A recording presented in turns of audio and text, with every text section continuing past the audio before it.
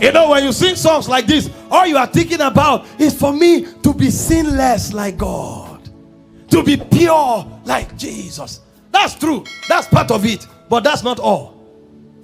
Did you read your Bible? God is not just sinless. God is responsible. When God started working, there was no record that he rested. There was no record that he waited to relax. He was on the job for 6 days. He finished. He now said, and now God rested from all his works. You have not worked. What are you resting from? You say you want to be like God. You think holy like God is sinlessness only? Is part of it. Because you have to be responsible around your purity. But that's not all. How many of your jobs have you finished? God got his own finished before he rested. A new generation must be born. And it takes a heart. And many don't have it.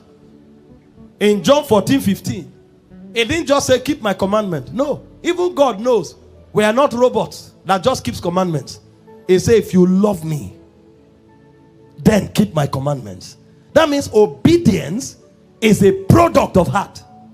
So when people are not obedient, when people are irresponsible, check. Number one, is it that they lack the training? Provide training. After you provide training, if they are still irresponsible, discipline them a little. Because they may be struggling with issues in themselves. Like lack of focus, lack of discipline. Now when you discipline a little and they are still there, leave them. It means their heart is not there.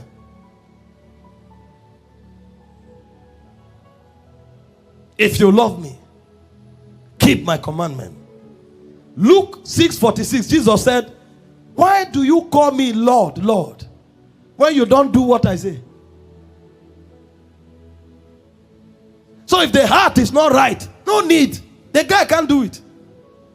Most times people give excuses because their heart is not invested in the project.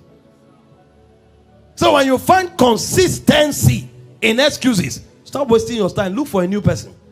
Otherwise, you'll be stuck. Responsible Christianity.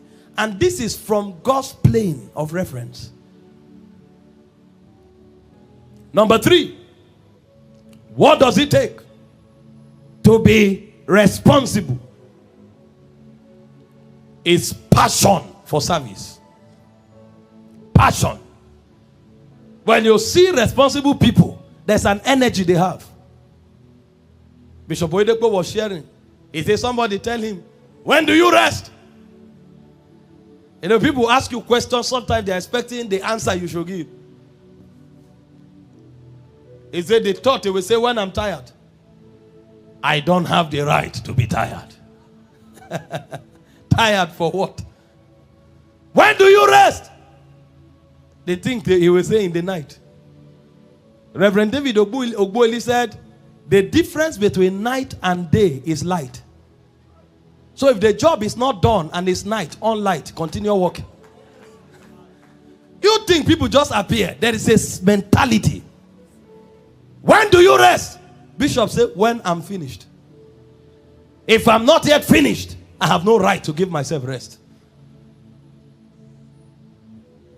He said, one of his teachers looked at him many years ago. Will this man kill himself? He's still here. All of them now call him father. Meanwhile, the people who have real work don't complain. It's the one who have nothing that are crying every day. I was listening to the documentary, and I'm not using this person. I won't call the name, so that I'm not using him as an example. One of the richest men in the world today, he said those days when they were doing coding, the whole night, they will code and set up network. And in the daytime, they will host it. And people will be using the network. At night, he will use the whole night to code. Daytime, they are there debugging. And people are... And he ran that for years. Because they were trying to host a network. Today, they are sending rockets to space. But they began with small network, local area network. Code in the night, host in the morning. People use it. In the morning, when they are using it, you are debugging. You steal 2 hours and sleep. They were sleeping in the office. People don't appear, sir. They are responsible on their passion, on their purpose, till they came to where they are. We are the one here talking grace. My grace is sufficient for you. Talking intervention. Talking God will show up. If God is showing up the way we expect, are we not going to become useless? Which father raises his child like that? You don't do anything for God to show up. Are you 1 year old? The things you were doing for your child when they were 6 months, 9 months, will you do it when they are 30 years? Irresponsible Christianity. And it's largely because we don't have passion. Jesus was speaking in Mark 10:45. He said, the Son of Man did not come to be served, but to serve. There was a passion driving him. I must do the work of him that sent me while it is day. The night cometh when no man walketh. People who don't have passion in their spirit, a very little, they are the ones who assess themselves, appraise themselves, acknowledge the much they have done. Nobody is noticing. But they have done so much and they expect the world to be clapping. Please, I beg you, these things I share with you, write them down. Make them your prayer point. Father, give me passion for something. I can't live like a mediocre. Look at your life. You are 20. You are 25. You are 30. You are 35. You are 40. What have you poured your energy into? What can you point at and say, this one, if I leave the earth today, this is what I have poured my energy in. And I can tell that it has affected humanity. How many things can you point at? If you left the earth today, what is your legacy? You are lost in the crowd and you are satisfied there.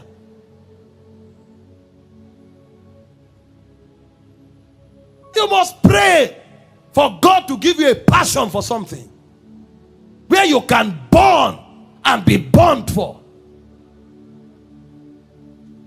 Otherwise, what makes us different from the animals?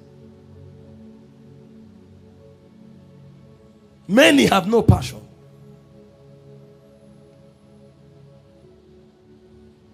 And if you have a passion, God recognizes it and rewards your responsibility along those lines. In Hebrews 6 verse 10, he said, God is not unjust to forget your labor and your works of love that you have shown. Jesus had the same passion.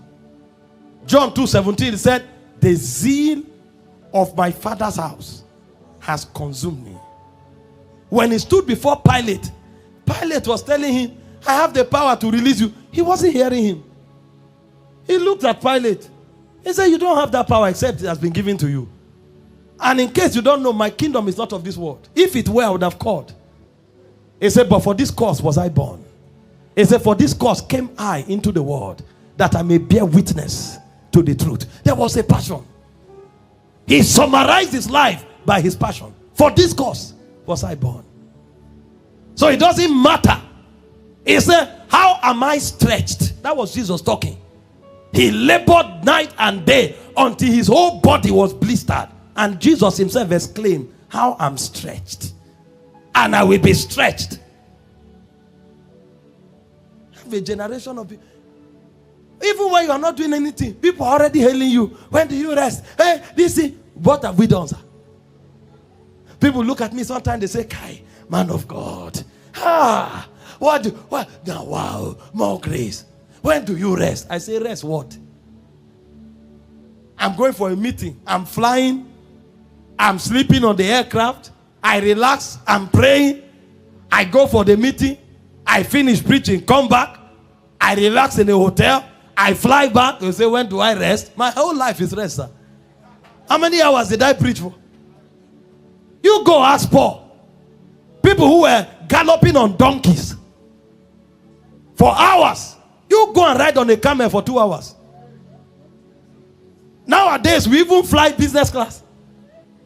Even economy is stressful.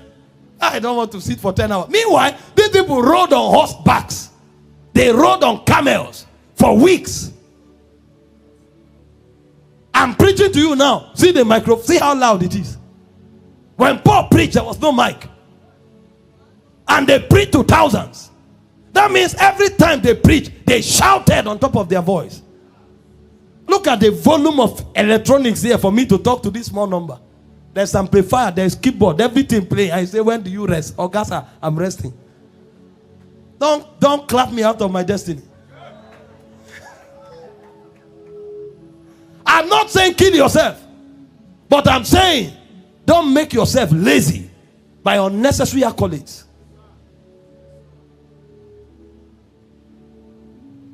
If in the days of Paul, people could win hundreds of thousands of souls, you are in this generation where you have media to support. You have not won 10,000 souls. Don't you think you are playing? We need to wake up. He said the things that were written, Romans 15:4, they were written for our learning, that we through patience and comfort of the scriptures might have hope. Patience and comfort of scriptures. But you need passion. Your passion is your fuel for destiny. Burn it on your purpose. Some people have run out of passion. Nothing moves them. Nothing motivates them. Even when you drag them into something that is worth living, they still can't find passion for it. One thing you must tell yourself is, I will never be the one to be motivated to do anything. I would rather be the one motivating others. I won't sit back for somebody else to stir me. I will stir other people. Your life will change drastically. Number 5. Dedication to personal growth. You can't do more than your level of development. My son is 3 years old. My first son. Even if he's wise and wants to help me, there are many areas he can't help me. He's not grown. When he gets home, he carries spoon, carries a handkerchief, stands in front of the TV, and is trying to mimic what I'm doing. Even if I'm tired here, he's the last person I will call. It's not about love, it's about maturity. Imagine if I say, I can't preach now. I leave Pastor Godwin, leave Pastor Frank, leave Pastor Jude, leave all these men here. Leave Pastor Atta, leave Brodami, leave Lucky, leave everybody. And then I give my son Mike. You are going to be wondering, are they acting drama? Is it for 2 minutes? What is he doing? Because it takes growth to be responsible. So passion is good, but personal. See, any area you want to be responsible in, know something there. Just grow. When you grow naturally, you become responsible. So our irresponsibility in itself is a testimony, an attestation of our immaturity. Because those who are mature are responsible. In fact, one of the markers of maturity is responsibility. They prove that you are grown at the assignments you can handle. That's why when God gives you an assignment, He's telling you, I see you as mature. Unto us a child is born.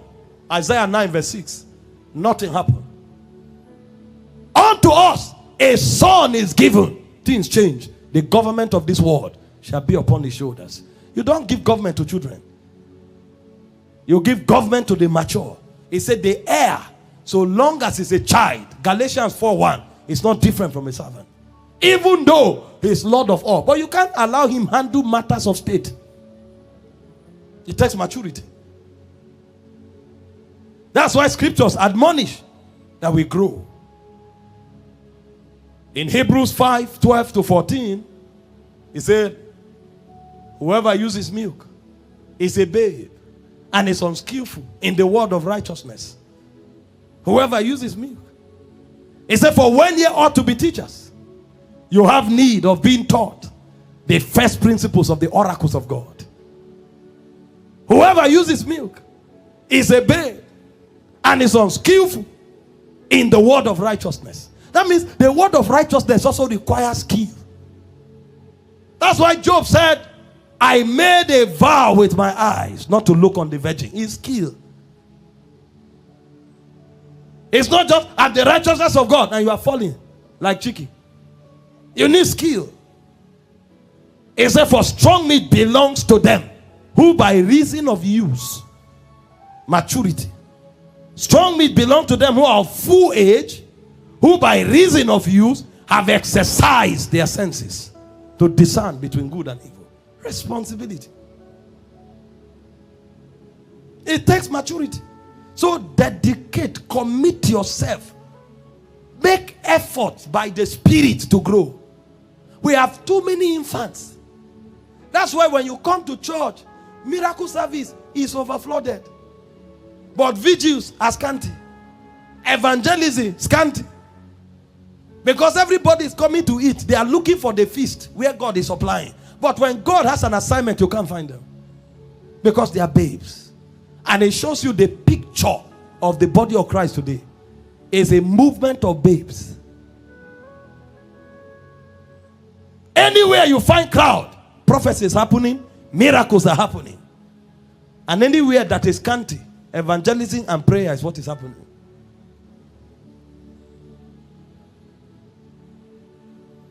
And most times we celebrate the babies that we gather. And it doesn't profit God. Look at the church Jesus left. All of them, all became witnesses. All. Not some. When Judas fell, they picked 2 people by lot. And they had the stature of the apostles. So long as you went in and out, you can be an apostle. If you are not, it's because God didn't choose you. Judas fell, they said, come, let's cast a lot. Back. Pick 2 people. Pray to God. Who is to pick this one? And Matthias had the same stature. Him too was Matthias. He didn't change his mind.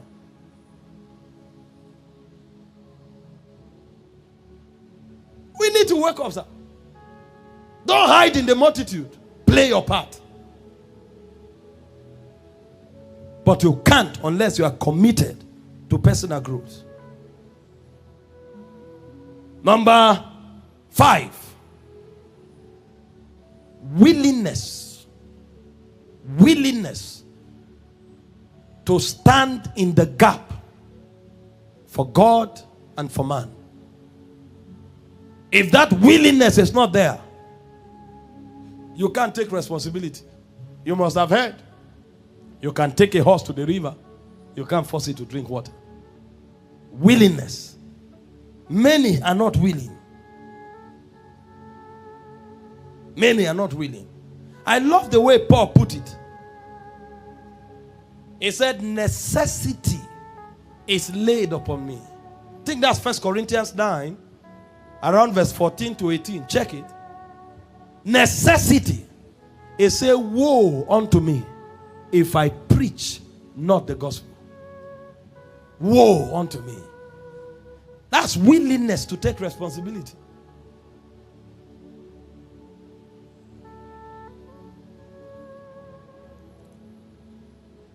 Number 6.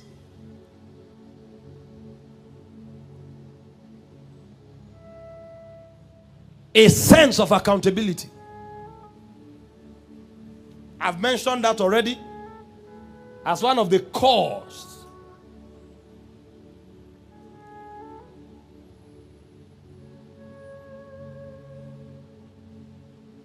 Second Corinthians 5:10.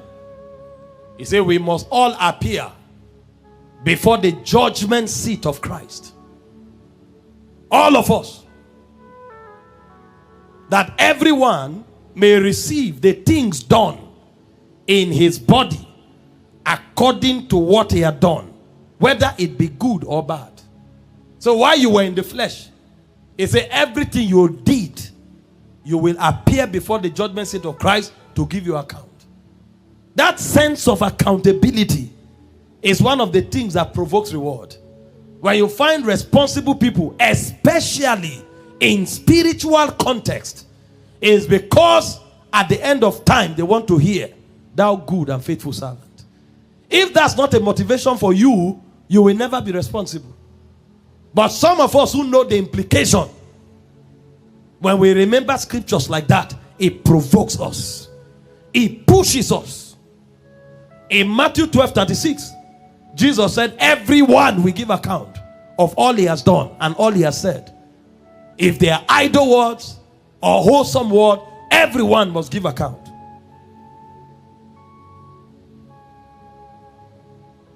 For it is expected of a steward, 1 Corinthians 4:2, that a man be found faithful. So you find responsible people, there is a consciousness of accountability. And accountability is in levels. You need to understand that. And I think it's sensitive, so I have to say it. That accountability is in levels.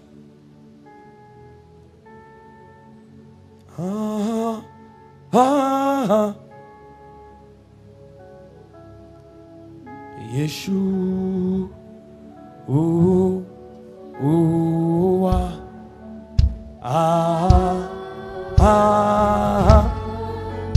ah, ah, Yeshu, Yeshu.